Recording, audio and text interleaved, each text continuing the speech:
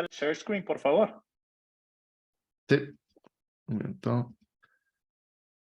Ahí ya te compartí. Perfecto. Ya. Bueno, entonces muy buenos días a todos en esta última semana del programa formal, del programa OpenTrip, que es justamente la semana de Founders Mindset. Como ya muchos de ustedes se han dado cuenta por el tiempo que llevan emprendiendo en esto y en otros emprendimientos, el camino, el journey del emprendedor es un camino lleno de retos, muchas dificultades, donde toca hacer malabares y ojalá salga algún milagro en función de los recursos que ustedes tienen. O muchas veces, como dice Ben Horowitz, que ustedes estén preparados para ganar tiempo hasta que la suerte suceda, ¿no? ¿Qué es suerte? Entiéndase que ustedes estén en las condiciones para aprovechar una oportunidad que solo ustedes pueden navegar. Tal vez el mejor ejemplo, muy fácil de entender y relacionar, es hoy día asociado al ejemplo de Zoom. Zoom ya existía antes de la pandemia, pero está en la mejor posición para aprovechar la pandemia y volverse el gigante que fue. Y gracias a él estamos aquí en esta sesión, que ya se volvió un cliché de la pandemia. Pero bueno, para hacer un complemento a todo lo que ya sabemos que ustedes tienen, capacidad de ejecución, capacidad de desarrollar producto, capacidad de escuchar a sus clientes y todo lo que hemos estado trabajando estas semanas, hay algo que tiene que existir para que todo lo demás esté fluyendo, y eso es su capacidad mental. O sea, van a haber en mil situaciones adversas que ustedes van a tener que enfrentar, y muchas veces tan solo tienen que estar preparados para enfrentarlo de una manera adecuada. Entonces, eso nos lleva un poco a lo que es la sesión de hoy, que estamos agradecidos de tener aquí a Martín Jara, que para algunos de ustedes ya lo conocen, pero pues para los que no, Martín les va a hablar un poquito de lo que no se habla normalmente, lo que no está publicado, lo que no está en Facebook, lo que no está en TechCrunch, que es todas las situaciones que lo tocó enfrentar. Martín tiene una larga trayectoria emprendedora a través de Ya Está, de Justo y Bueno, y además que también fue Entrepreneur Resident en Polymath. Entonces, en esta situación, no hablar tanto de lo que sale en los periódicos, sino justamente de una infinidad de situaciones tremendamente duras que le tocó enfrentar, que gracias igual Martín por la apertura para compartirlo, porque nos vas a hablar de algo que no se lee, no se busca, no se encuentra, pero que es muy importante poder, primero que todo, hablar, y luego ahí súper atentos todos nosotros a las Gracias, Leo. recomendaciones que nos vayas a contar entre medio. Entonces, dicho eso, Martín, muchas gracias por estar aquí, muchas gracias por la apertura para tener esta charla, y un poquito en cuanto al formato, para que todos los demás sepan, o sea, Martín ha cocinado un poquito las principales cosas que les quiere compartir, más o menos durante los primeros 45 minutos, y luego habrá una sesión de preguntas y respuestas. Obviamente pueden preguntar cuando quieran, pero hay un hilo conductor que es importante que lo pueda cumplir para que pueda cubrir todo el terreno que tiene pensado. Dicho eso, Martín, feliz de tenerte aquí. Aquí todo el escenario es todo tuyo. Gracias, Leo. Pregunta, ¿me escuchas bien? Sí, ¿Y yo se sí. cambian los slides? Se cambian los slides. Perfecto. Interesante que hablabas de suerte. Me hiciste acuerdo de algo que decía un mentor y era, bueno, de hecho lo citaba Séneca. Séneca decía que la suerte se da cuando la preparación y la oportunidad se encuentran. Entonces, es como que yo creo que en la vida de los emprendedores eso sucede, pues, no a menudo, pero sucede. Entonces, ahí es cuando uno tiene esos golpes de magia o de suerte que, pues, terminas como súper agradeciéndole a la vida que sucedieron, ¿no? Yo voy a hablar de resiliencia. Yo soy Martín Jara, soy 2x founder, soy el founder de yesta.com, un proyecto que lo empecé con mi mejor amigo y que luego fue mi socio y cofundador y un cofundador de Hierro, ¿no? Una persona que pues sin él hubiese sido imposible empezar el proyecto, desarrollar el proyecto y llegar a la parte final del proyecto. Y el segundo proyecto que emprendí fue junto con Polymath Ventures, que es un venture studio para Latinoamérica, con una tesis de inversión o con una tesis de desarrollar proyectos que se enfocan en la clase media latinoamericana. Este proyecto específico se llama Rockstar y era un social commerce para la ropa de segunda en Latinoamérica, ¿no? Me he golpeado contra la pared, como muchos de ustedes se deben haber golpeado, me he vuelto a levantar. Y últimamente en esta fase de la vida que he tenido, pues he reflexionado mucho sobre la resiliencia, sobre el aguantar, sobre el volver a levantarte.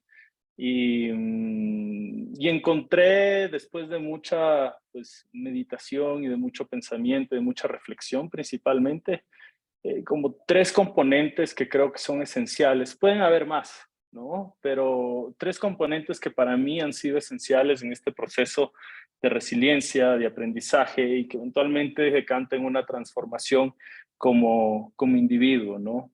Entonces, cuando pienso en resiliencia, pienso en tres aristas. La primera es una aceptación, una firme aceptación de la realidad. La segunda es una creencia, ¿no? De que la vida tiene un significado, es de ese why, es de ese propósito, es de ese nosotros estamos acá porque creemos que existe algo más grande que nosotros mismos, por lo que estamos peleando y por lo que estamos luchando y que son los problemas que cada una de ustedes está resolviendo en su día a día a través de su emprendimiento, de su startup. Y por última, una asombrosa habilidad para improvisar frente a las circunstancias difíciles, poder darle la vuelta, poder improvisar, poder encontrar nuevos caminos y nuevos ángulos. Y yo lo veo como este Venn diagram donde propósito, aceptación de la realidad, preferiblemente a tiempo, y la improvisación en el medio de la tormenta como que se chocan todas y confluyen en este punto central que es la resiliencia. Y voy a empezar con el primero y luego voy a llevarlo a casos específicos donde yo he sentido que cada una de estas aristas me ha ayudado. El aceptar la realidad es ese pensar que, o ese sentimiento de que, ok, estoy consciente de que estoy atravesando un momento difícil, ¿no? Tengo que actuar y tengo que actuar a tiempo. Y aceptar la realidad no siempre es fácil. A veces en realidad es súper jodido y es bien jodido hacerlo a tiempo, ¿no? Porque uno sigue peleando y sigue peleando y sigue peleando y sobre todo como emprendedores a veces estamos súper enamorados de nuestro proyecto y es difícil, como dirán en inglés, let go. O es difícil caer en cuenta y decir, pues hasta acá llegué, ¿cómo hago para hacer un shutdown eficiente o un clean shutdown de mi empresa? ¿Cómo cierro las puertas de la mejor manera posible? Y son cosas que uno tiene que caer en cuenta a tiempo, ¿no? Entonces, en mi experiencia, reconocer y aceptar los contratiempos, fracasos y pérdidas de tiempo es vital. Y para mí me ha servido en algunas ocasiones para poder tomar decisiones duras o para poder darle la vuelta a ciertos contratiempos que me han golpeado en esta carrera de emprendedor, ¿no? Entonces así puedes enfrentar los desafíos de frente, concentrarte en encontrar soluciones en lugar de quedarte estancado en en situaciones que no puedes cambiar. Esa es la primera. La segunda es una habilidad para improvisar. Es una capacidad para adaptarte ante lo inesperado. Es simplemente flexibilidad en tu pensamiento y una capacidad de ajustarte rápidamente cuando las situaciones cambian, ¿no? Es saber reconocer y decir, estoy frente a este problema, tengo que hacer un pivot, tengo que pensar o resolver este problema de una forma diferente, porque si no, me voy a quedar estancado. Y es estar abierto a nuevas ideas, a nuevos enfoques, a nuevas alternativas, ¿no? Que te permitan enfrentar los obstáculos que vas pasando de manera efectiva. Y pues la tercera, pues llámenme cursi, pero ese creer que la vida tiene un propósito y que lo que nosotros estamos haciendo con cada uno de los proyectos que nosotros desarrollamos tiene un sentido. Que la vida tiene un sentido y que existe un llamado y un propósito detrás de cada una de las cosas que nosotros hacemos. En mi caso personal, es esa necesidad de querer dejar el mundo un poquito mejor de lo que lo encontramos y sobre todo ahora que tengo una hija, ¿no? Y es el creer que a través del emprendimiento podemos construir sueños que van más allá de los nuestros.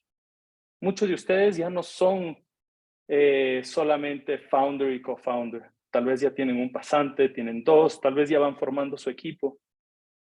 Y junto a los sueños que ustedes van construyendo para desarrollar sus proyectos, están los sueños de las personas que los están acompañando desde un early stage, que confían en ustedes, que confían en el proyecto, que se suman a su visión, ¿no? A pesar de las dificultades, they show up, están ahí, están apoyando. Estas tres aristas me han ayudado a poder levantarme y a poder enfrentar las situaciones difíciles a tiempo. Cuando yo empecé, y voy a hablar de tres proyectos. El primero es yesta.com, el segundo es Justo y Bueno y el tercero es Robstar. Cuando yo empecé con yesta.com, lo hice porque creía que, primero, había encontrado el cofundador adecuado, que es mi mejor amigo, Alejandro, ¿no? Segundo, había una necesidad de mercado. Pero tercero, creía que a través del emprendimiento uno podía desafiar el estado de las cosas, ¿no? Uno podía demostrar que un grupo joven podía crear algo a partir de una idea. Ese era un poco mi why y el por qué lo creamos. Cuando Alejandro y yo regresamos de nuestro posgrado, ambos nos ganamos una beca en Europa para hacer nuestros posgrados. Ambos habíamos logrado amoblar nuestro departamento, nuestro dorm de estudiantes, comprando cosas de segunda a través de la web, ya en el 2000, back en el 2010, 2011. Y al regresar a Ecuador dijimos, ¿por qué no traemos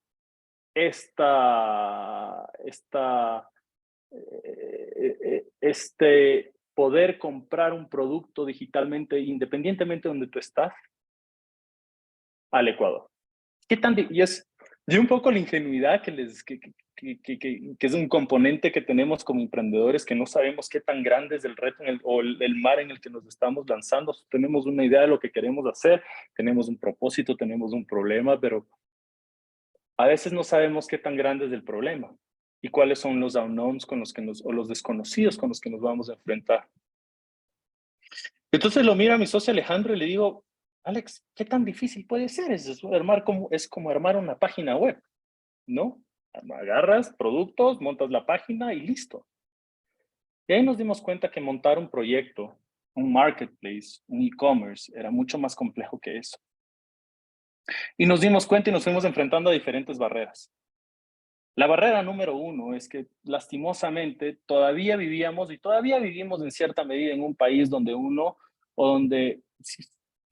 cierta gente, por no decir la sociedad en general, cree que tú debes ser lo que estudiaste para ser.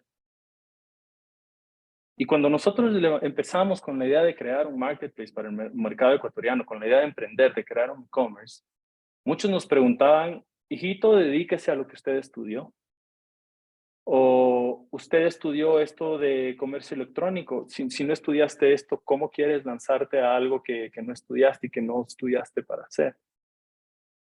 Y creo que nuestra identificación de quién somos y qué queremos ser va mucho más o es mucho más profunda de eso que nosotros estudiamos, ¿no? Y era uno de los whys que me acompañó en el proceso de creación de yesta.com. Empezamos mi socio y yo. No lo empezamos en un garaje, pero lo empezamos en un cuarto vacío que teníamos en la casa de mi mamá. A partir de la idea de democratizar el acceso de productos en el mercado ecuatoriano. En un Ecuador, en el 2013, donde donde no había un buen trip, donde el acceso a inversión inversión de riesgo era prácticamente nulo, donde no existían muchos casos de startups que estén levantando fondos o que hayan levantado fondos y mucho menos startups de tecnología, ¿no? Tenías un Pacari que empezaba a sonar, simultáneamente empezaban a salir otros startups como Impacto, como Questionarix, por ejemplo. Y no teníamos nada más que una idea. Y necesitábamos de alguna manera empezar a desarrollar el proyecto para validar la idea. Pero ¿cómo validas la idea si entre Alejandro y yo, entre los dos, entre nuestras cuentas, teníamos un poco más de $3,500? Conseguimos, nuestro primer paso fue, ok, primero tenemos que empezar a hablar con todo el mundo posible, contándoles la idea de lo que nosotros estamos haciendo, de lo que nosotros queremos desarrollar. Y esto a propósito es un buen tip para fundraise. es bueno que tú puedas identificar gente que tal vez no hoy, pero en un futuro puede estar interesado en apoyar tu proyecto e invertir en tu proyecto. Y muchas veces, o por lo menos en nuestro caso, coincide que es gente a quien tú quieres pedir un consejo, a quien nosotros empezamos a tocar las puertas para decirles, oye, mira, estamos con la idea de construir un proyecto de un marketplace para el mercado ecuatoriano. ¿Y qué quieres de mí? No, solo quiero un consejo, ¿cómo lo harías? ¿Qué tomarías en cuenta? Mira, ¿sabes qué? Yo haría esto, esto. Meses después tocas la misma puerta. Mira, ¿sabes qué? Ya tenemos plataforma. ¿Y qué quieres de mí? Nada, solo quiero un consejo. Pero en el pasar del tiempo, tú fuiste demostrando cómo fuiste ejecutando, cómo el proyecto ha ido creciendo y esta gente a quien tú has ido pidiendo consejos y muchas veces escuchándolos o no, se han involucrado en el proyecto hasta que llega un punto en el que dicen, ¿sabes qué? Yo quiero invertir, quiero ser parte de esto que ustedes están creando porque he visto el crecimiento. Empezamos tocando varias puertas y de 100 puertas que tocamos, una se abrió. Y esa una que se abrió fue de Klaus. Klaus Gretz era un amigo de la infancia que confió no en el e-commerce, no en la plataforma que ya teníamos, que ya nos estaban desarrollando. Confió en estos dos amigos que tenían la idea o el anhelo de crear algo más grande que uno mismo. Esa idea de revolucionar, de cambiar, de crear algo que tenga impacto, ¿no? Y ahí levantamos nuestros primeros $50,000. Y les juro, panas, cuando yo vi ese cheque, dije, con esto yo voy a construir la tienda online del Ecuador. Nunca había visto tanta plata en mi vida. ¿No? Era como que impresionante. Dos lecciones de eso. La primera es, cuando estén levantando capital, sepan hasta dónde van a llegar su runway y qué es lo que ustedes van a lograr con esa plata, ¿no? Porque con $50,000 no íbamos a construir la tienda online del Ecuador. Y la segunda lección es, no dejen de tocar puertas. No saben qué puerta se va a abrir. Cuando nosotros empezamos, teníamos una inversión ángel y logramos logramos que una empresa de desarrollo empiece a desarrollar la plataforma. Hablamos con varias empresas de desarrollo y muchos nos decían, mira, lo que ustedes quieren desarrollar, de nuevo, Ecuador 2013 tiene un costo de $80,000, pero yo les puedo dejar en 50 más del 40% de lo que ustedes están creando. Otro nos dijo, ¿sabes qué? Esto cuesta $60,000, pero ustedes me pueden dar el 60% de lo que ustedes están creando. Y llegó y conseguimos un grupo de desarrollo, Kruger, que dijo, yo les construyo la plataforma a cambio de un 30% de lo que ustedes tienen. Uf, pero de una. Ya teníamos plataforma, ya levantamos un capital semilla, no teníamos idea si un 30% era mucho, era poco. Para nosotros era el hecho de hacer que esto ruede. Y así empezamos con Yesta, mi socio y yo, y luego contratamos un pasante, luego contratamos un programador. Y con esos $50,000 nosotros logramos demostrar tres cosas. La primera, que podíamos tener una plataforma. La segunda, habíamos integrado un bendito botón de pago, que en ese entonces era muy difícil integrarlo, más difícil de lo que es ahora. La tercera, que habían proveedores dispuestos a vender en nuestra página. Y la cuarta, que podíamos entregar en todo el país, ¿no? A propósito, una lección de este camino es que tengan mucho cuidado cuánto de su equity y a quién dan equity, ¿no? Porque si bien en un inicio uno puede caer tentado de que, ¿sabes qué? Necesito el diseño y te doy 1% del proyecto, pero ayúdame con el manual de marca o ayúdame con esto. Un consejo que uno de nuestros advisors nos dio y nos dio a tiempo es el equity a la final sale más caro. Y si tú haces un fast forward hasta nuestro intento de serie A, ya empiezas a enfrentarte con inversionistas mucho más sofisticados que te dicen quién es este señor, quién es esta empresa y por qué tiene por qué le dieron el 30% desde el get-go. ¿Son boludos o qué? Entonces, tienen que tener mucho cuidado cómo reparten el equity que ustedes tienen. Y les voy a contar otra historia después que reforzó esa lección. En yesta.com logramos levantar casi 3 millones de dólares para desarrollar un proyecto de marketplace. Sacamos liderazgo en el mercado. Ganamos a Linio, que era nuestra competencia en aquel entonces. Y logramos construir un equipo. En ese entonces, muy poca gente o prácticamente nadie sabía de comercio electrónico. Pero logramos construir un equipo de más de 35 personas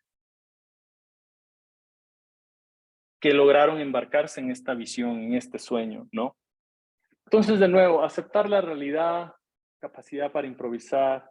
La vida tiene un propósito y la vida tiene un sentido. Mi sentido con Yesta era construir un equipo que pueda desafiar a los grandes retails y que pueda de alguna manera democratizar el acceso a producto. Llega un momento, si hacemos un fast forward, llegaron 2 momentos cruciales donde el aceptar la realidad y la capacidad de improvisar jugaron un tema crucial en Yesta.com. Llega un diciembre, creo que fue un diciembre del 2017 o 2018, no recuerdo, que nosotros estábamos en un proceso de levantamiento, estábamos quemando más o menos en ese entonces unos como 30,000, entre 20,000 y 30,000 dólares en sueldo. Teníamos un equipo ya de como más de 30 personas. Y llegó diciembre, pagamos el primer sueldo de diciembre, pero en diciembre tienes que pagar el 13º y nosotros teníamos, me acuerdo que teníamos como $1,000, $1,200 en la cuenta y no entraban los cheques que nosotros estábamos esperando. Y en diciembre y noviembre son meses donde como, para que lo tengan en cuenta, como que se enfría un poco el momentum que ustedes van generando en el año, ¿no? O sea, al menos esa fue nuestra experiencia. Y nosotros teníamos, junto con Alejandro, que encontrar una manera en la cual nosotros podíamos como que, ¿cómo vamos a pagar el 13º? ¿Y cómo vamos a hacer nómina en enero si es que esta plata no entra? O sea, ¿qué vamos a hacer? Tenemos prácticamente 10 días, o tal vez un poquito más, para que entren los fondos. No están entrando. ¿Qué hacemos? Y se nos ocurre una idea junto con Alejandro y junto con el programador, yo digo, ¿sabes qué sería bacán? Estábamos tomándonos una cerveza y nuevamente hay veces en tu vida de emprendimiento que las mejores ideas no siempre salen de la oficina, pero hay veces que salen de las juntadas o de los after office después del trabajo, o de salir a jugar fútbol con los panas del trabajo, de tomarte un café a la hora del almuerzo con tus amigos del trabajo. En este caso estábamos en un bar. Estábamos viendo un partido de Ecuador y yo estaba viendo un edificio y le digo al programador y a Alejandro, le digo, ¿saben qué sería bacán? Si nosotros pudiésemos jugar, porque estaba aburrido, yo no veo mucho el fútbol, pudiésemos jugar Pac-Man al frente de ese edificio. Y mi amigo dice, el Pablo Viteri, el programador, dice, ¿sabes qué? Yo ya tengo programado ese Pac-Man, es facilito, y de ahí el que manejaba UX y UI dijo, yo lo puedo poner ahí con unos proyectores, lo proyectamos. Y nos vemos a los ojos con Alejandro y dijimos, ¿qué tal si armamos un mapping interactivo, el más grande del Ecuador, y hacemos un PR stunt? Y no solamente que hacemos un PR stand, pero logramos que marcas inviertan en nuestro proyecto, en este proyecto de proyectar en un edificio enorme el Pac-Man para que vengan en Navidad a jugar papás y hijos papás juntos con sus hijos. Generamos un momento de cohesión, generamos un momento de estar juntos y de paso cobramos sponsor a las marcas por tener un espacio dentro de este proyecto. Y con eso podemos pagar sueldos. Entonces lo que nosotros hicimos fue en menos de 10 días, y es la agilidad y la capacidad de improvisar, armamos el segundo Pac-Man más grande del mundo. El primero fue en Inglaterra. Fue una proyección, un mapping interactivo que hicimos enfrente del edificio Metropolitan, el que queda sobre las Shiris y sobre las Naciones Unidas y Amazonas. que era un mapping de como 30 metros por 60 metros. Y las marcas nos apoyaron, Samsung nos apoyó, nos apoyaron otras marcas por tener su presencia de marca en este evento. Y logramos improvisar y logramos generar no solamente un momento que generó voz a voz y que generó un mega awareness de qué es y está.com, pero al mismo tiempo logramos a través de ese ejercicio conseguir un flujo extra que nos salvó el mes de diciembre y un poquito del mes de enero cuando ya empezaron a entrar los fondos. Capacidad para improvisar. Con yesta.com nos sucedió algo y hacemos un fast forward. Nosotros habíamos empezado una ronda de levantamiento de capital. Ya era nuestra serie A. Y estábamos emocionados porque yo les había dicho en un inicio que es bueno hablar con gente, contarles de la idea, así no quieran nada, pedir consejos. Eventualmente esta gente se va envolviendo en su proyecto y se van sintiendo parte, los van conociendo y si ven la madurez y si ven la atracción y el momentum que van generando, van a terminar invirtiendo en ustedes. Y así nos pasó con un inversionista, diría que bastante sofisticado, con quien nosotros nos habíamos reunido, habíamos hablado varias veces. Hasta que en este fundraise, él llega a Ecuador y nos dice, chicos, estoy listo para invertir con ustedes, pero no quiero invertir solo y no voy a invertir solo, voy a invertir con un familiar mío. Estoy preparado para meter un cheque entre 500 y 800,000, tal vez 1,000,000, dependiendo de cuánto decida aportar mi familiar. Vamos a ir 50-50. Eso sí, tenemos que pasar por un proceso de due diligence. Cuando constituimos Yesta, una de las cosas que hicimos bastante bien fue crear un board de directors, crear un board de advisors, tener la contabilidad en orden, tener las finanzas en orden, estructurar bien la empresa. Así que no le teníamos miedo a un due diligence. Y así fue. Empezamos el due diligence, terminamos el due diligence, pasamos el due diligence. Y cuando llegó el momento de invertir, este señor nos dice, listo, ¿cuál es el valuation? Y decimos, mira, tú vas a ser el leading investor. ¿Qué tal si tú pones el valuation? Dinos a cuánto estás dispuesto a invertir. ¿Qué tal 10 millones? Y nosotros en ese entonces teníamos un GMV de 2 millones. Entonces era como que 5 times sales, 5 veces ventas. ¿Sabes qué? ¿Por qué no lo hacemos más conservador? Hagamos 8.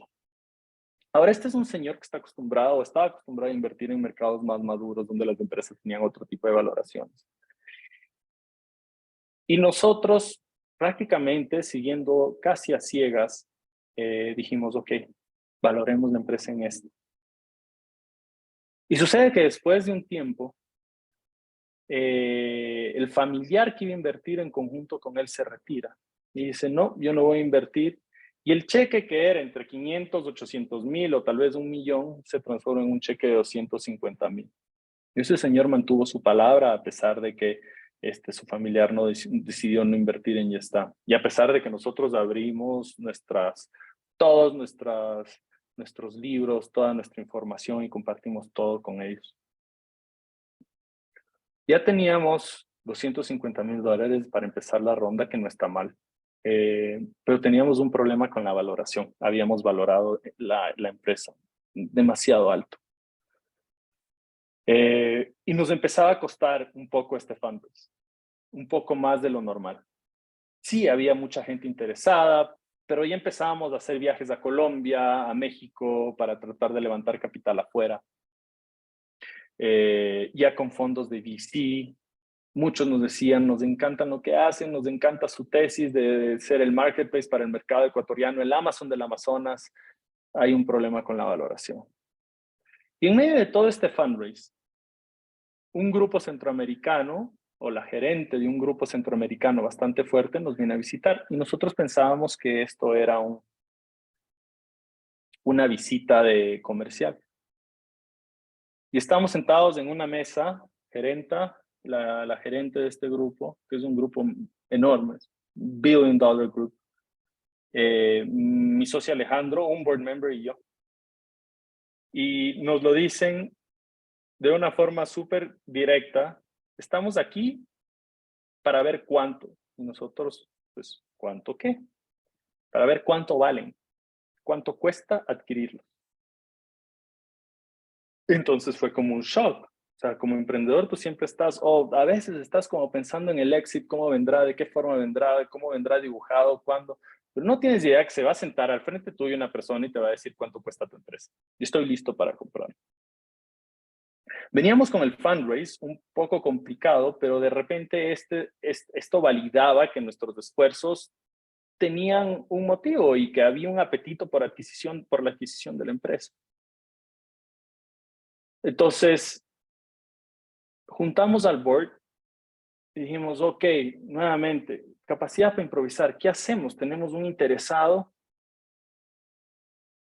¿Cuál es nuestra mejor estrategia? Y decimos, si hay un interesado, deben haber varios. ¿Por qué no nos abrimos un proceso de éxito? Y así lo hicimos. Y siguiendo las buenas prácticas, encontramos un grupo ecuatoriano que deben ser de los mejores de M&A banqueros del Ecuador. Y que han vendido empresas o retails muy grandes, pero que al mismo tiempo tenían poco conocimiento de cómo vender un proyecto digital. Yo tenía que explicarles qué era bounce rate, qué era conversion rate, y por qué y cuáles son los assets de una empresa digital.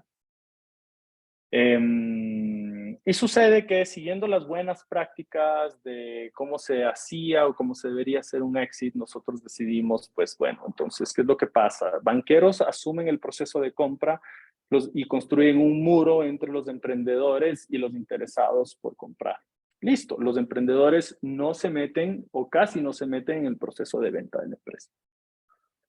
Porque eso lo manejan los banqueros. Esa era la buena práctica y así lo hicimos, panas, pero resulta que no hay nadie mejor que los emprendedores para vender su propio negocio, así como no hay nadie mejor que los emprendedores para levantar capital para echar a andar su empresa.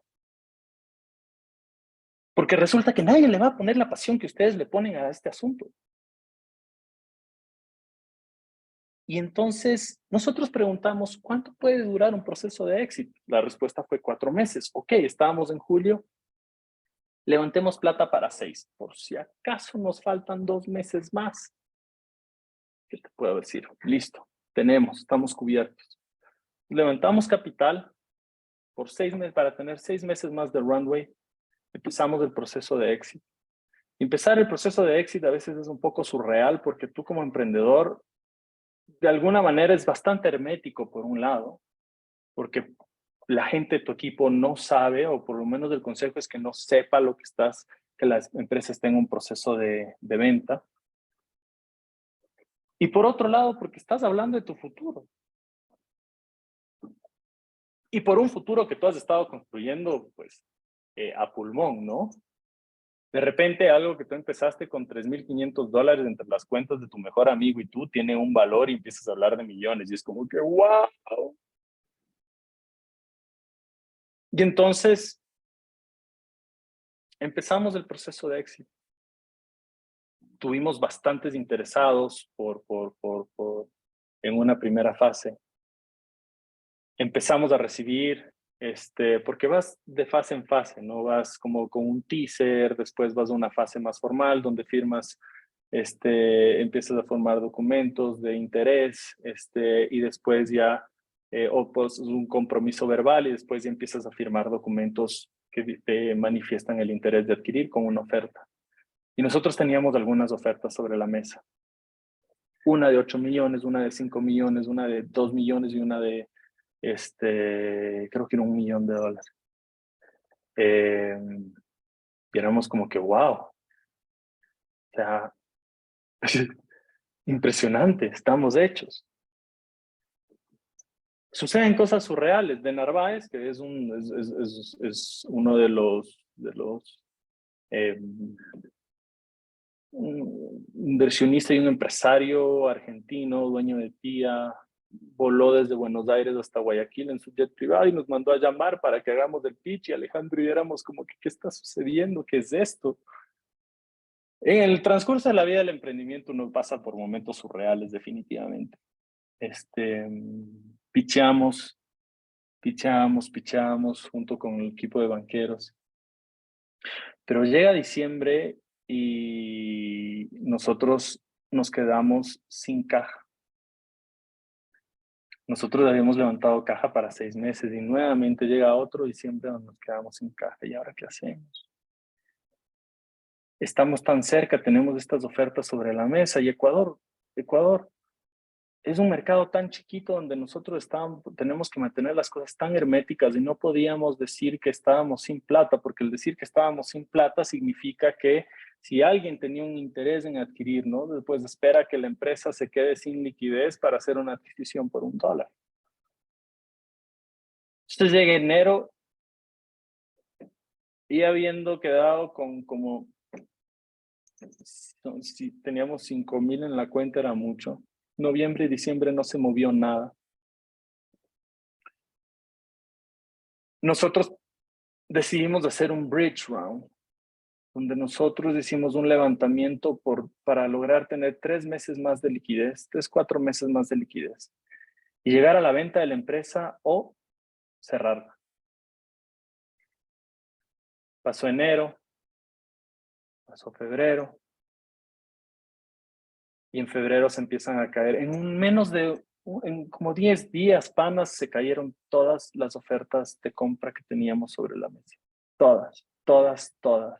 Una porque cambió el board, otra porque pues decidieron hacer otra adquisición, otra porque la empresa ya no tenía liquidez. Todas las ofertas de compra se cayeron sobre la mesa y quedamos mi socio Alejandro y yo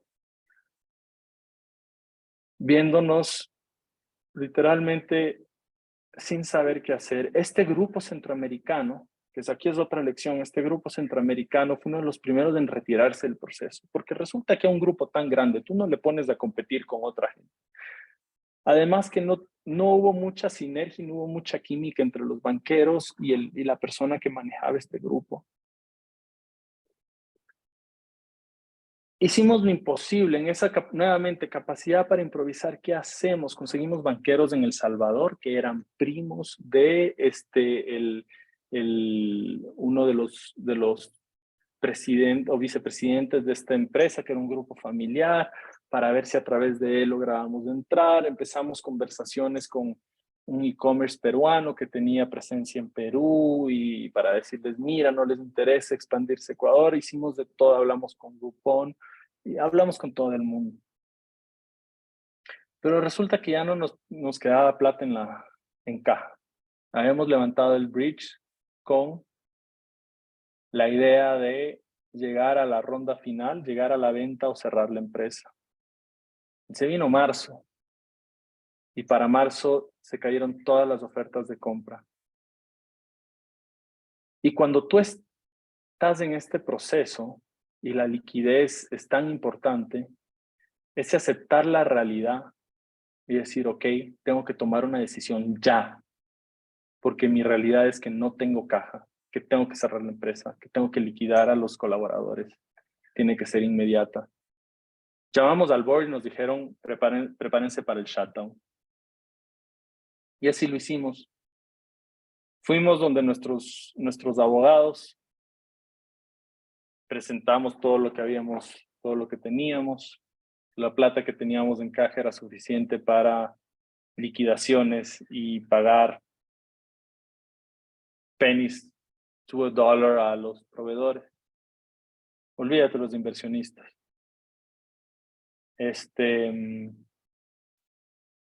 Y los abogados nos empiezan una mesa larga, que el abogado laboral, que no sé cuánto, mi socio y yo nuevamente, viviendo este momento surreal. Nos empiezan a contar cuál es el proceso de cierre y cómo dirigirnos a nuestro equipo, cómo hablar con el equipo. Mira, Martín, yo era el gerente general en ese entonces. El cierre se debe dar de esta manera, yo te voy a acompañar, yo me voy a sentar contigo, le vamos a dar una carta a cada uno de tus colaboradores y listo, tú no vas a decir nada porque cualquier cosa que digas se puede ser utilizada en tu contra. Y aquí uno decide, aquí es cuando uno toma las decisiones, ¿no? How do you break it down to your team? ¿Cómo se lo dices a tu equipo? Y tomé la decisión, a pesar de los riesgos que nos habían contado, de que voy más de 5 años liderando este equipo. No necesito que nadie me diga cómo hablarle a la gente y al equipo que yo creé. La oficina de abogados quedaba a unas pocas cuadras de la oficina de Yestá. El equipo trabajaba normalmente, el proceso de éxito había sido hermético. Llegamos, juntamos al equipo, contamos las noticias y hicimos equipo, hasta acá llegamos, tenemos que cerrar. Y desde hoy en adelante, con el poco tiempo que nos queda, vamos a hacer 2 cosas. Vamos a dejar de vender productos online, vamos a hacer las entregas que nosotros tenemos pendientes y todos nos vamos a poner a trabajar en LinkedIn porque de acá van a salir por lo menos la mayoría de ustedes con algún trabajo. El proceso de venta de Yestá había sido completamente hermético porque no queríamos que ninguno de los posibles compradores huelan sangre y que sepan que nosotros estábamos por cerrar. Pero no nos importó y lo que hicimos fue armamos un Excel con todos los perfiles de CV, con todos los perfiles que teníamos en Yestá, ocupación y LinkedIn. Y se lo mandamos incluso a los grupos que tenían interés de adquirir Yestá.com, sabiendo que ellos podían, o sabiendo que el equipo era el principal asset que nosotros estábamos vendiendo. Y aquí es un poco donde hablando de la suerte, donde la preparación y la oportunidad se encuentran. Alejandro va a una reunión, un barbecue, donde se encuentra con un viejo amigo. Su familia es dueña de un grupo de logística bastante grande y le dice, ¿por qué estás así, Alejandro? Nunca te he visto tan mal, ¿qué pasa? Le cuenta toda la historia que yo les estoy contando. Y él le responde, ¿sabes qué? De hecho, nosotros se nos cayó una compra, tenemos $1 millón para hacer la adquisición de una empresa, estamos invirtiendo en tecnología. Y en ese entonces nosotros teníamos un pasivo de $1 millón. Alejandro tenía un auto a su nombre y yo tenía una moto a mi nombre, no tenía nada más para respaldar todo ese pasivo. Y este señor le dice a Alejandro, ¿puedes decirle al board que te espere una semana más? Podemos en tiempo rápido tal vez cerrar esta adquisición. Y así lo hicimos. En un tiempo récord de como 2 semanas, 10 días, cerramos el proceso de adquisición de Yestá.com.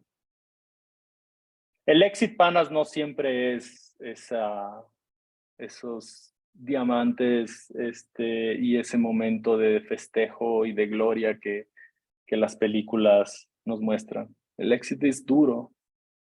Y por más que haya de por medio una buena venta en temas monetarios, se van a enfrentar a otros temas como qué pasa cuando los capitanes del proyecto ya no son ustedes. Cuando los que dirigen y manejan la cultura y cuando la cultura de la organización ya no es la que nace de ustedes, sino que es otra. Es difícil explicar y es difícil entender lo que uno como emprendedor siente cuando ve que su equipo ya no está en manos de ellos, pero está en manos de otro grupo que maneja las cosas de otra manera y con otra filosofía de trabajo. Con Alejandro estuvimos 3 meses. Y en esos 3 meses tuve que pasar por este proceso de aceptarle realidad. Ya la empresa no es mía, ya la cultura, yo ya no puedo hacer nada más. Y por el proceso de improvisar y decir qué hago de mi vida en este momento. Y después de 3 meses de apoyar a la transición, tanto Alejandro como yo salimos de Yestá. Un proceso duro de mucho aprendizaje. Toda esta tormenta solo fue posible porque mi relación con mi cofundador estuvo más sólida que nunca en los momentos más difíciles. Es muy importante que entre cofundadores tengan una relación sólida. Tal vez no tienen que ser amigos, pero poderse decir las cosas de frente, partiendo de una base de respeto y estar alineados con la visión y con el propósito del por qué ustedes están construyendo esto. Un cofundador es esencial y yo he tenido suerte de encontrar dos grandes cofundadores que se han unido a estos proyectos y estas aventuras. Saliendo de Yesta, meses después de salir de Yesta, uno de mis inversionistas me llama y me dice, él fue el fundador de D1 en Colombia, que hoy en día es el retail más grande de Colombia con puntos de venta y en ventas. El fundador de Tostado, los que han estado en Colombia, pues sabrán de esta tienda de cafés que tiene un footprint de más de 500 tiendas en Colombia. Y el fundador de Justibueno, que es un modelo de hard discount, de descuento duro, piensen en Aldi y en Lidl, para el mercado colombiano. Michel Olmi logró fundar dos empresas que lograron transar más de $1 billón en menos de 8 años. Es un genio. Y cuando me llama en medio de la pandemia y me dice, Martín, estoy buscando a alguien que sea mi mano derecha en los proyectos de innovación de la empresa y en los proyectos de digitalización de la empresa. Porque nos cayó la pandemia, nos cayó el encerrón, la cuarentena en Colombia fue un poquito más dura que en Ecuador porque podía salir por los números de cédula que tú tenías. Necesito darle a mi empresa canales alternativos para que la gente pueda comprar. Y yo me lanzo a este reto. Y digo, ok, vamos a hacer este proyecto. Y me lanzo a este reto principalmente porque la forma en la que Michel había descrito, su equipo y el propósito que tenía Justo y Bueno, que es verdaderamente democratizar el acceso a los productos de la canasta básica en Colombia, para mí tenía sentido, para mí tenía un propósito, resonaba con mi why. Con Yesta democratizabas el acceso a televisores, muebles, pero estamos hablando de alimentación, es un derecho humano, hagamos, aprendamos de este mentor, qué impresionante va a ser trabajar para esta persona o con esta persona. Y así tomó la decisión, paréntesis, lo que logró este modelo de descuento duro. Michel Olmi lo trae a Colombia, Panamá a Chile, a Panamá y a Chile, es reducir la brecha entre salario mínimo y costo de canasta básica en un 20%, en hasta un 20%, cosas que ningún plan gubernamental o de ninguna ONG ha logrado en este país. A través de un modelo de negocios que funciona. Para mí, los emprendedores somos una especie de Robin Hoods. Estamos viendo cómo podemos darle la vuelta al sistema, o por lo menos yo, cómo utilizo el sistema para traer bienestar a la gente. Y en este caso, aprender de cómo hacer del acceso a los alimentos algo verdaderamente democratizable en todo el país me parecía fantástico. Asumo el reto y me voy para Colombia. Empiezo trabajando online, perdón. Esta empresa tenía 1,200 puntos de venta, 250 municipalidades. La realidad en Bogotá era muy diferente a la realidad en Medellín, a la realidad en Huila, a la realidad en Bucaramanga, a la realidad en Ibagué. ¿Cómo montas las operaciones para una empresa, para un footprint tan grande, para una empresa con tantas tiendas? Entonces, el reto principal era cómo logro que la gente empiece a dar un canal de venta alternativo a la gente. Y ese canal alternativo, y un poco aquí el sentido de urgencia de un emprendedor, ¿no? Ese canal alternativo en realidad no tenía por qué ser un canal de e-commerce. Lo más rápido era salir a vender por WhatsApp. Y en un día o dos nosotros habíamos comprado un chip y fuimos de los primeros retail, si no fue el primero en vender por WhatsApp en Colombia. Y lo empezamos con un equipo de 3 peladas que empezaron a vender a través del celular. Abrimos un call center y empezamos a hacer inbound y outbound, y en 2 meses y medio, 3 meses, tiempo récord, teníamos un e-commerce andando. Y las 2.500, las 250 municipalidades tenían acceso a poder comprar por canales alternativos en Colombia. Esta era una empresa que se movía de forma muy acelerada. Y en este entonces, es un 2020 que cierra con cerca de $1 billón en ventas, sino cerca de $1 billón en ventas. Ellos estaban en un proceso en un proceso de levantamiento de capital de una ronda de $200 millones para poder crecer en Colombia, solidificarse en Chile y solidificarse en Panamá. Y sucede que en ese entonces, y el timing, ¿no? Colombia estaba pasando por uno de los peores en Latinoamérica, tenía uno de los peores porcentajes de ocupación de las UCI por temas de COVID. Estaba muy atrasado con temas de vacunación. En mayo del 2021 se da una protesta, se da una huelga acá en Colombia que dura aproximadamente un mes. Las tiendas se desabastecieron, no solo las de Justo y Bueno, pero las de los otros retails. Los proveedores no podían producir el alimento, los ingenios no podían recibir la caña para hacer el azúcar. La cadena de suministros se rompió. Nosotros teníamos un ciclo de venta de 15 días, que era lo que le permitía a la empresa generar caja de forma rápida, y un tiempo de pago a los proveedores entre 30 y 40 días.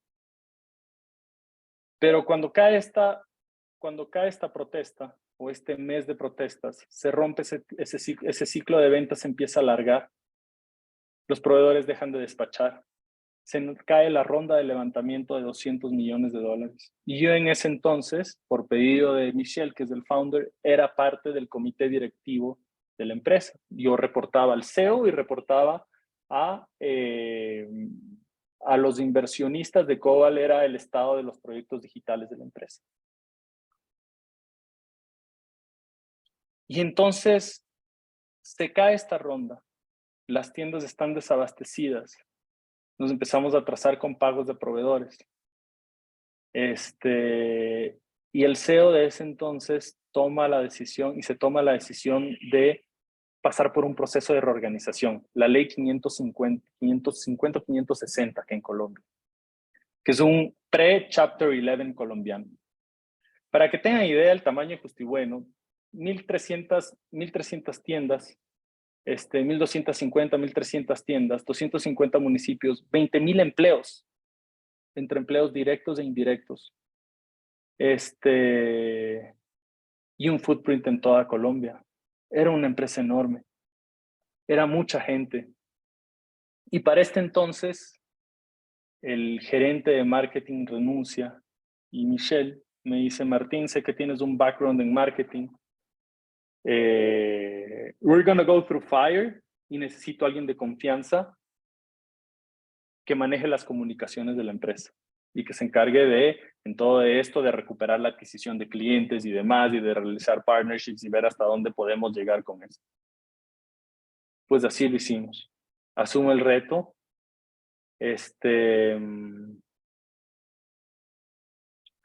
Y empieza el proceso, un proceso bastante duro de reorganización de esta empresa.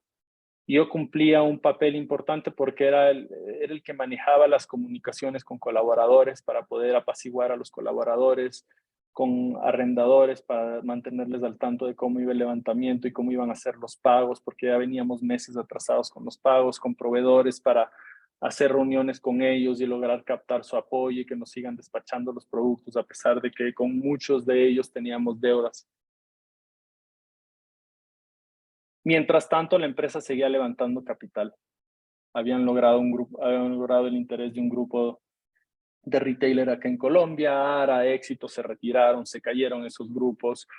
Había un grupo de Hong Kong que estuvo interesado en invertir $600 millones para llevar Justo y Bueno a México, llevarlo a Argentina, a Ecuador, a Chile, a toda Latinoamérica. Se cayó ese proceso de inversión. De una agente rusa de 70 millones se cayó esa inversión. Y la empresa, esta ley de reorganización ya no aguantaba y tuvimos que hacer un filing a Chapter 11. Yo creo que esta es una de las experiencias, lo de Yastá fue duro, esta fue una de las experiencias más duras que tuve que vivir en mi vida y nuevamente aceptar la realidad. ¿Qué es lo que está sucediendo y cómo puedo comunicar esta realidad de forma humana a todos los diferentes stakeholders que tiene la empresa? En este entonces éramos 6 personas en la junta directiva, más el CEO. De los 6, de los 7, si incluyes al CEO, solo 2 personas no recibieron amenazas de muerte. Yo fui una de esas 2 personas. Pero era casi cosa del día a día que mis colegas de trabajo recibían fotos de sus hijos entrando al colegio, porque la empresa tenía deudas con muchos proveedores. Y nosotros esperábamos levantar plata para poder hacer frente a esas obligaciones con el levantamiento de plata. Y yo no sabía qué hacer. Yo estaba estresado porque decía, ¿cuándo me cae esto a mí? Pero tenía una misión y mi misión estaba ya más que con Justo y Bueno, estaba con la gente. Alguien tenía que comunicar lo que estaba sucediendo, tanto a los colaboradores, especialmente a los colaboradores, como a Colombia en general, porque tenías Al Tiempo, Semana y resto de periódicos y revistas que querían saber qué estaba sucediendo con este proyecto. Y alguien tenía que hacerlo con corazón. Y alguien tenía que poner el sentido de urgencia en comunicar este tema de forma adecuada a todos los stakeholders y cómo lo vas a hacer y cómo lo podías manejar. Y yo en ese entonces no había una persona que mejor lo pueda hacer que yo, nadie que hubiese aceptado ese reto. Así que permanecí apoyando a la empresa a pesar de las dificultades, a pesar de que muchos de mis colegas recibían amenazas todos los días, lidiando con sindicatos, lidiando con prensa, lidiando con colaboradores. Febrero del 2022, la empresa deja de pagar sueldos porque no tenía plata para pagar sueldos. Escribir a los colaboradores para comentarles que no se iban a pagar sueldos de ese mes, que no se iba a pagar sueldos del mes que viene, que la empresa no tenía liquidez, que se nos habían caído los procesos de inversión. Y estás hablando de una empresa que tenía más de 20,000 empleados, entre directos e indirectos, que dependían de esos procesos. Entonces, en medio de todo este maremoto y terremoto, mi función como gerente de e-commerce pues pasó a un segundo nivel. Y mi principal función era sacar adelante este barco, apoyar a hacer el shutdown de un mastodonte de este tamaño de la forma más humana posible. En todo esto se me acerca la gente de Polymath Ventures. Polymath es un venture studio, un company builder para Latinoamérica, uno de los más conocidos y más importantes.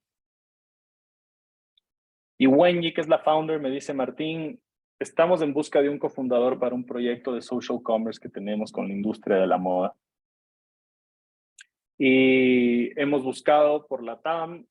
Me gustaría que tú seas uno de los cofundadores. Estamos trayendo una persona de Alemania que va a ser el otro cofundador. Quisiera que se conozcan. Nos conocimos, hubo una química de co-founders de primera. Me había dicho a mí mismo, ok, Martín, yo, para los quienes no saben, además de tener ADHD, o sea, soy para ciertas cosas bastante impulsivo.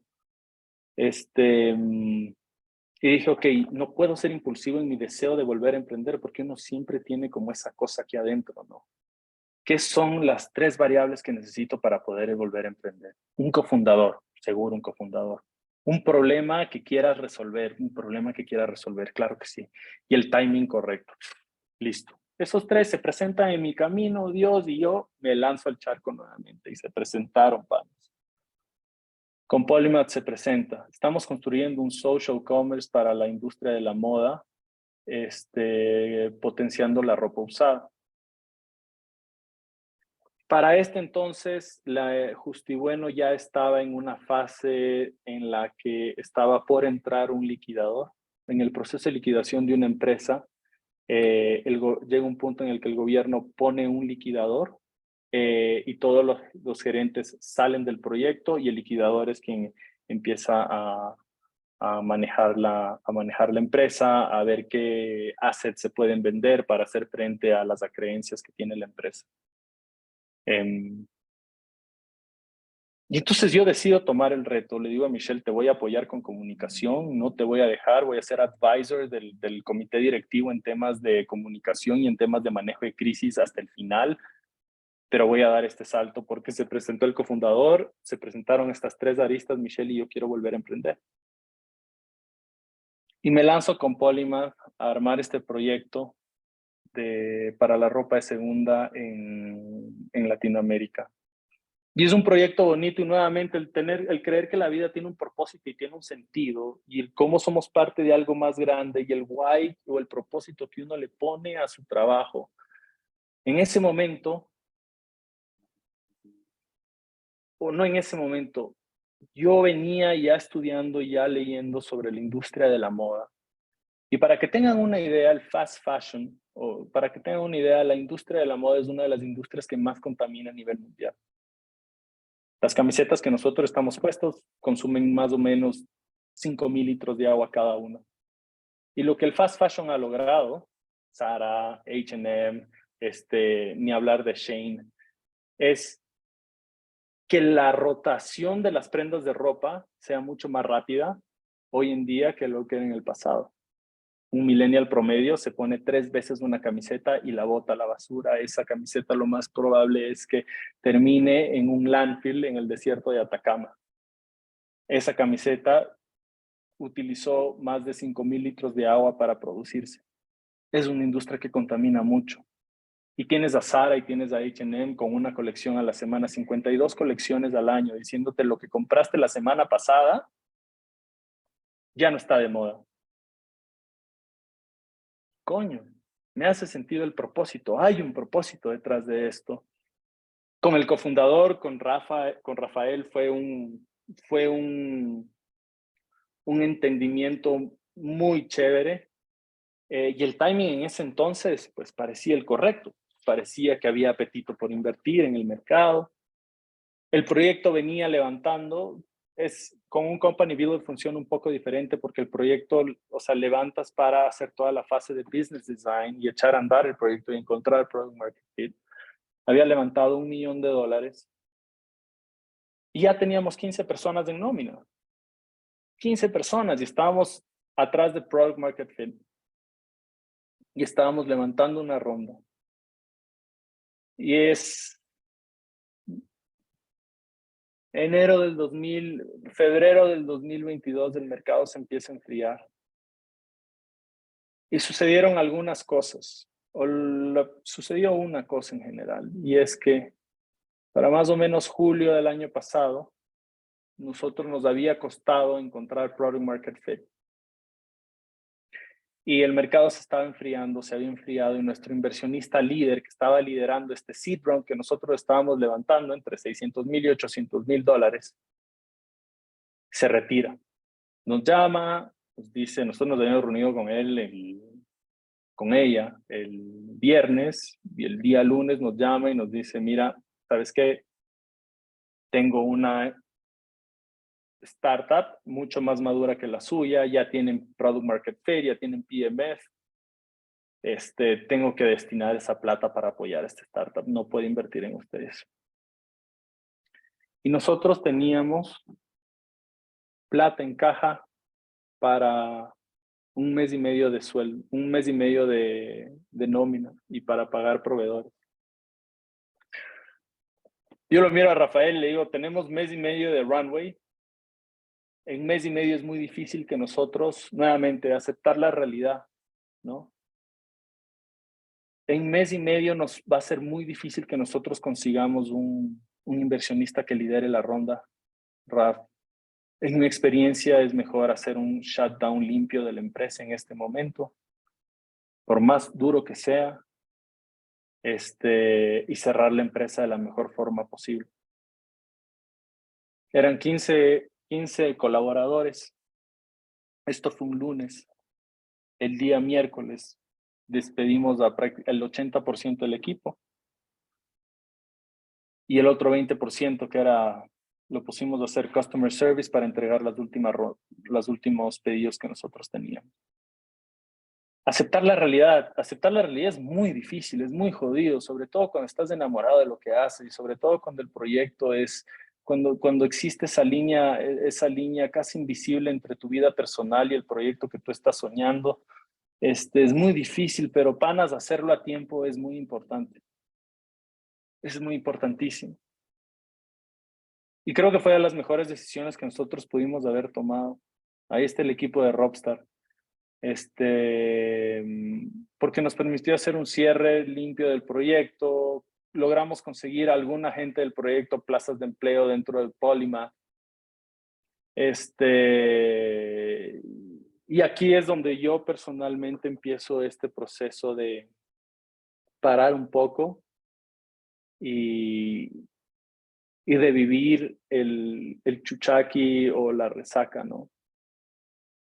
Y lo que me di cuenta es que es importante cuando uno pasa por este tipo de momentos, darse un tiempo para estar consigo mismo y darse un tiempo para encontrarse a sí mismo.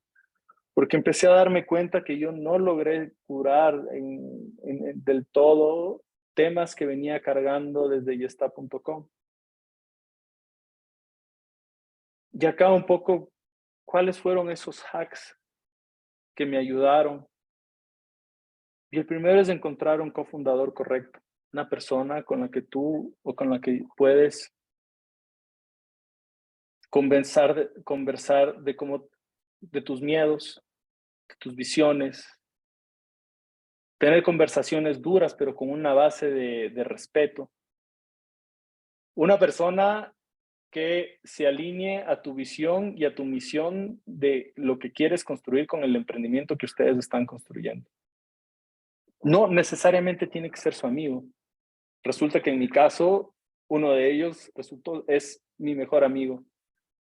Y me siento muy orgulloso de decir que nuestra relación solo se volvió más fuerte después de enfrentar todas estas dificultades porque estuvimos ahí sólidos, alineados, con una visión correcta con una visión de que por más difíciles que se pongan las cosas, pues entre los dos íbamos a encontrar una forma de solucionar.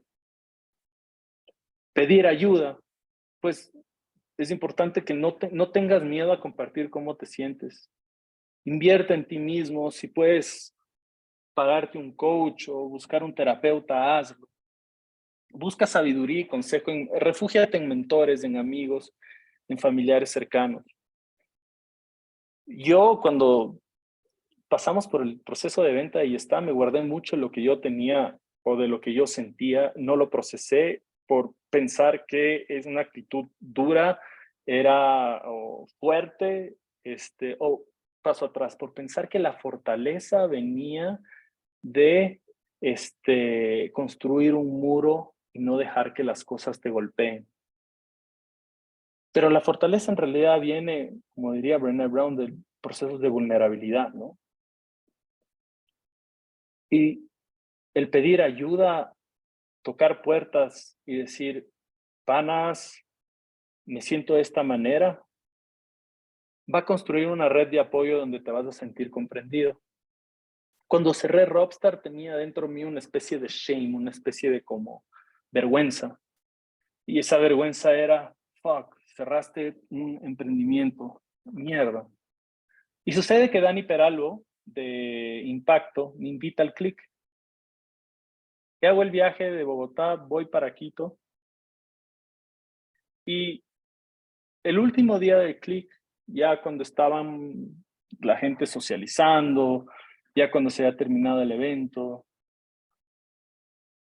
yo recuerdo que me digo a mí mismo, si no comparto mi historia en este espacio, en este foro donde hay otros emprendedores, ¿dónde lo voy a hacer? Porque cuando uno te pregunta, ¿y qué es lo que estás haciendo? Y es muy difícil decir, acabo de cerrar mi empresa. Y me empiezan a preguntar, ¿y qué haces? Le digo, ¿sabes qué? Soy un Two Times Founder, acabo de cerrar mi proyecto porque nos faltó capital. ¿Sabes qué, Martín? Te entiendo, he pasado por lo mismo. Y otra persona se suma y dice, no, yo pasé por esto, esto y esto. Y te das cuenta de que no estás solo, de que hay otra gente que tiene experiencias similares a la tuya y que ha salido adelante y que te puede escuchar y que puede empatizar contigo. Panas, es importantísimo poder y saber pedir ayuda y buscar rodearse de gente que te pueda orientar. Encontré una coach y la coach me dijo, Martín, yo te voy a ayudar. Y entre otras cosas, logré cambiar el diálogo conmigo mismo. Y eso hace una diferencia importantísima, Pan. Acá está un poco mi grupo de ayuda. Mi socio Alejandro, mis padres, mi novia Carla, Justin, Mati, Michelle, amigos en los que yo pues me he refugiado y he logrado literalmente decir cómo yo me siento, cómo estoy, y he logrado refugiarme en sus brazos cuando necesitaba un abrazo y en sus consejos cuando necesitaba un consejo. Uno de los consejos más importantes cuando tenía que tomar la decisión si salía de Ya Está o no, siendo founder, habiendo vendido la empresa, renunciar al proyecto en el que tú estás o el que tú desarrollaste por más de 5 años, es muy dura esa decisión. Y recuerdo que llamé a una persona, a un amigo, y le digo, Pablo, ¿qué hago? No sé si debo tomar la decisión. Y él me dice, una decisión, Martín, lo difícil de una decisión no es tomarla o no es el momento en el que tú tomas esa decisión. Es el poder vivir con la decisión que tú tomaste por el resto de tu vida. Y yo dije, wow, ¿puedo vivir el resto de mi vida sabiendo que salí de este proyecto? Sí, es momento de salir. Ya la cultura no la manejo yo. La forma en la que este grupo maneja las cosas no está alineada con la forma en la que yo ni Alejandro manejamos las cosas. Tomé la decisión de salir. Grupo de apoyo, pedir ayuda. Crea tu propio consejo, tu propio board. Forma tu propio consejo de asesor que está asociado al anterior. Fórmate un grupo de amigos, un grupo de advisors, un grupo de mentores con quien tú te tomas un café una vez al mes por media hora y le pides consejos de cómo enfrentar esta adversidad. Cambia el diálogo contigo mismo. Nosotros, panas, podemos cambiar a través del lenguaje, ¿no? La manera en la que hablamos con nosotros mismos se convierte en la historia de nuestra vida, así que tenemos que elegir bien nuestras palabras. Esto fue uno de los logros más grandes que yo logré, valga la redundancia, con la coach con la que empecé a trabajar posterior al cierre de Rockstar. Cambiar la forma en la que yo me hablo a mí mismo. Hay un amigo que me decía que su coach le dijo, si es que tú te hablaras al resto de tu equipo como tú te hablas a ti mismo, te estarían despidiendo de la empresa. A veces nosotros somos nuestros propios enemigos y somos nosotros quienes nos hablamos, quienes tenemos diálogos más difíciles con nosotros mismos. Es importante cambiar ese lenguaje. Escribe, escribe, escribe. Escribir nos permite, o por lo menos a mí me permite conectar con mi esencia. A través de las palabras puedes procesar experiencias, encontrar claridad que nos guíe en el camino. Y esta puede sonar un poco rara, pero escribe tu constitución. Yo lo hice hace un poco más de 5 años. Y son reglas que te sirven de guía, ¿no? De la persona que eres en este momento y la persona que anhelas ser. De tus principios, de tus valores, de lo no negociable. Escribe algo que te inspire. ¿Cuáles son esas 10 cosas por las que tú quieres vivir? Los no negociables que van a servirte como brújula toda tu vida. Yo quiero asombrarme por lo menos una vez al mes. Quiero ver un amanecer por lo menos una vez al mes. O un atardecer por lo menos. Quiero ser el tipo de amigo que un amigo quiere ser o quiere tener. El tipo de hijo que un hijo quiere tener. Son cosas que en un futuro tú puedes regresar a ver y a leer, y hay veces que te encuentras en encrucijadas y eres tú hablándote contigo mismo, y estas guías o esta serie de, no son reglas, pero guías te van a ayudar a tomar decisiones. Y una de las que yo escribí es Don't give up, keep trucking, resiste, porque hay un propósito detrás de lo que tú haces y porque lo que tú haces responde a un llamado y arma el ikigai de tu vida. Este encuentro entre lo que tú amas, por qué te pagarían, qué es lo que el mundo necesita y para qué eres bueno, que te va a ayudar a encontrar ese propósito. Entonces, querido Leo y queridos amigos, ese es un poco de mi historia. Gracias por el tiempo, perdón Leo si me extendí un poquito. Buen viaje, esta aventura de emprender, a pesar de todas las dificultades, hermano, es hermosa, es jodida, pero es hermosa. Gracias. Bueno, a ver, primero un aplauso ahí para Martín. Primero que todo, Martín, quiero agradecerte por la sinceridad de hablar y cada una de estas cosas. Me, me conecté mucho con todo lo que dijiste, con todas tus recomendaciones. O sea, quiero aprovechar, antes si alguien tiene algún comentario, alguna pregunta que hacer, un poquito para conectar con lo que va a suceder mañana. Porque mañana justamente vamos a tener un taller con JJ Rescas que nos va a ayudar a, primero, entender cuál es un estado de burnout y luego va a dar unas cuantas herramientas para que puedan lidiar. Porque aunque no quieran, aunque tengan la mejor de las voluntades, el propósito más claro y toda la energía puestas, las situaciones son duras y si no puedes mínimamente ser consciente de tu estado mental, te pueden pasar cosas duras sin que tú ni siquiera te des cuenta. Entonces ahorita, Martín, nos has dado una lección de vida de cómo enfrentar situaciones duras lo antes posible y lo importante de hacerlo de la manera que lo has hecho, ¿no? O sea, con una claridad de principio y propósito, porque si bien nosotros no estamos emprendiendo para cerrar, sí hay que saber que es una posibilidad para que eventualmente tienes que estar preparado y hasta ese entonces, pues, alargar el tiempo lo más posible para que la suerte pueda suceder, ¿no? Entonces, como así también te ha pasado. Entonces, gracias por eso, por el contexto. Y ahora sí, Carlos. Hola Martín, primero que nada, increíble Bacán. historia. Personalmente, no sé, me sentí muy identificado con ciertos momentos de lo que viviste. Yo tuve una historia muy directa ya de un proceso de cierre también de una startup previa. eh, no sé, tenía todo el momento para seguir creciendo. Bueno, por diferentes circunstancias atravesamos por algo similar. Yo tuve un espacio en el que específicamente tuve que estar como en un proceso de reconstrucción personal, porque por un lado uno llega a un punto en que hay una línea difusa, como tú decías, entre lo que uno es como persona y lo que el negocio representa y cómo uno empieza como a vivir la misma vida o sea, del negocio o vivir su vida a través del negocio, ¿cierto? Sobre todo cuando es como que uno siente que es como su hijo y como que eventualmente uno está creciendo con el negocio y demás y cuando empieza a vivir cosas increíbles es muy difusa salir. Y, y me llama mucho la atención una parte que, bueno, es como que creo que de forma preventiva uno tendría que estar todo el tiempo también, estar acompañado y no esperar al momento reactivo.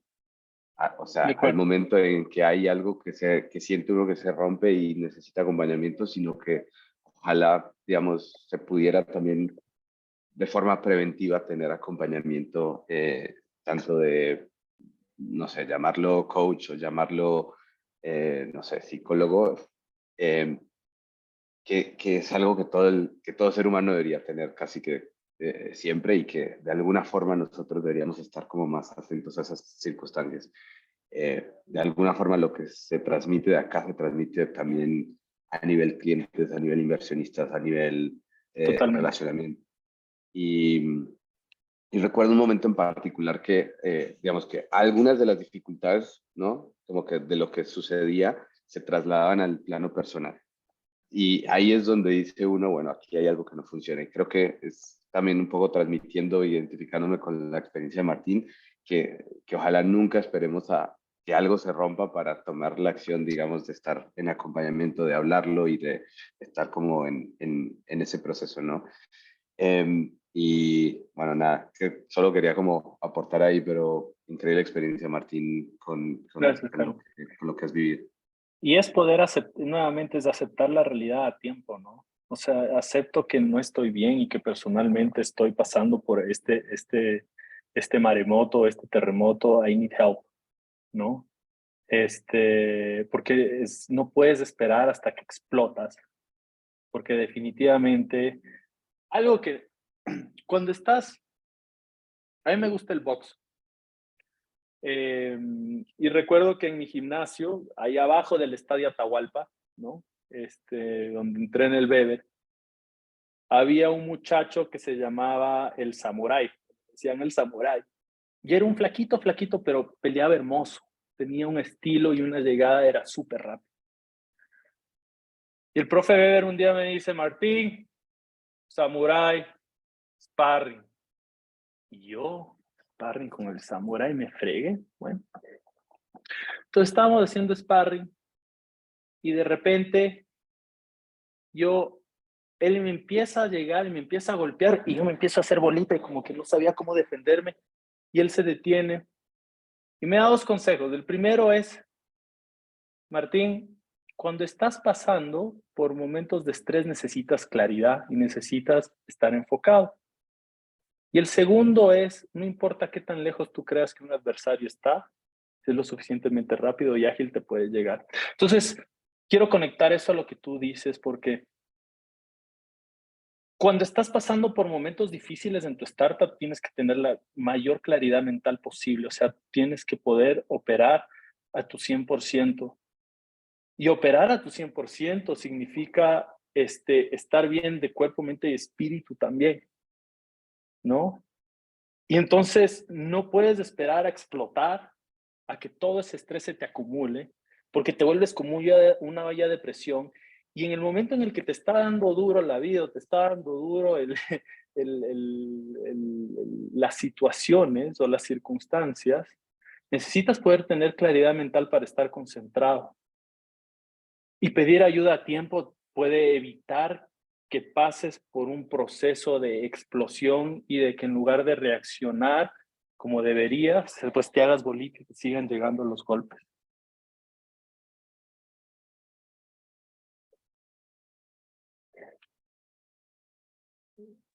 No, está buenazo, ¿Cuál es el gracias, consejo? Martín.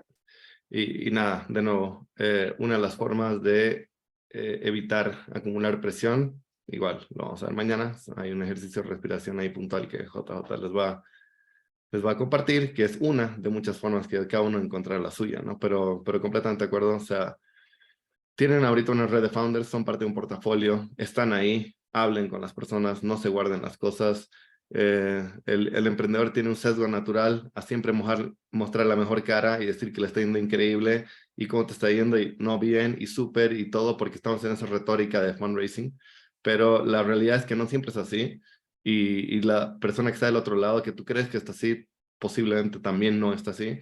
Entonces tengan esos recursos de simplemente ser honestos, reach out, compartan lo que están siguiendo y sin querer van a tener mucho del otro lado, porque el camino es complicado y todas las personas han pasado por algunas cosas y tal vez van a decir justamente esa recomendación que ustedes necesitan sin saber. Entonces, sean resourceful también para eso, no solamente para pedir intros, digamos. Bien. ¿Alguien tiene algún comentario más que quiera hacer? ¿Alguna pregunta que le quieran hacer a Martín?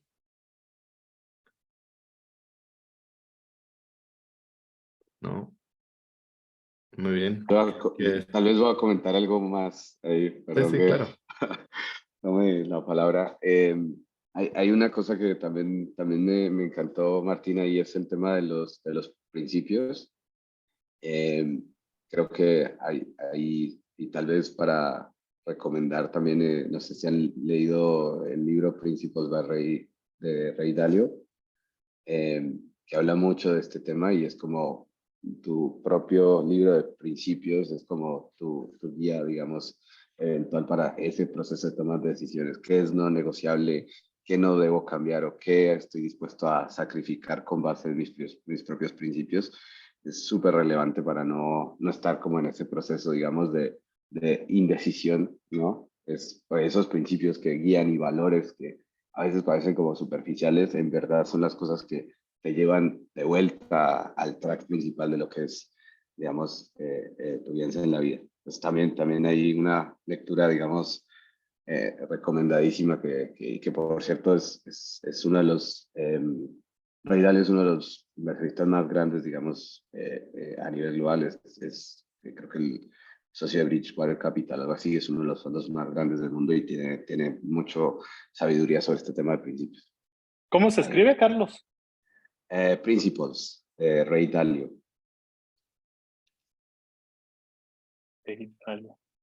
Gracias por la recomendación.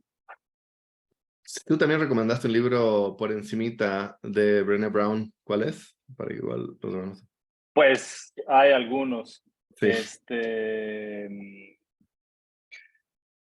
Courage is the Calling es uno bueno. The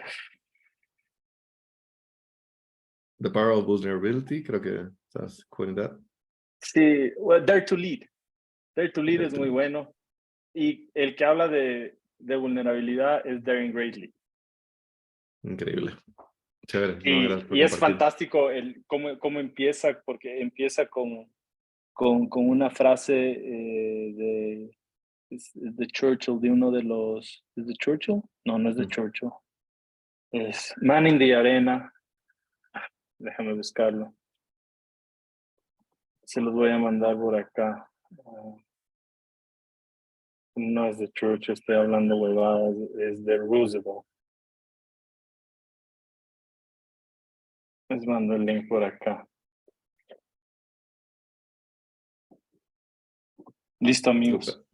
Bueno, entonces, Martín, de nuevo, muchas gracias por tu tiempo. Gracias por la honestidad para compartir. Ahí, Germán, también. Bueno verte. De nuevo, sé que, no, o sea, habla mucho de ti, que te hayas permitido abrir de la manera en la que lo hiciste, y gracias por hacerlo con nuestros founders para que puedan aprender de primera mano y no solamente en formato de esto deberías hacer, sino de alguien que lo hizo y con mucho coraje. Entonces, muy admirable todo. Gracias por compartir el tiempo. Y a todos los que están aquí, founders, o sea, esto es una pizca de algo que se va a venir. Y creo que ahí Martín dio muchos tips con los que se pueden armar, y espero que mañana tengan un toolcito más que poner a su pack para poder enfrentar las adversidades, que es algo que va a venir de cualquier manera. Entonces, de nuevo, Karen. Sí, no, nada más de aparecerme por aquí, Martín, mil gracias. Creo que es una muestra más de tu generosidad.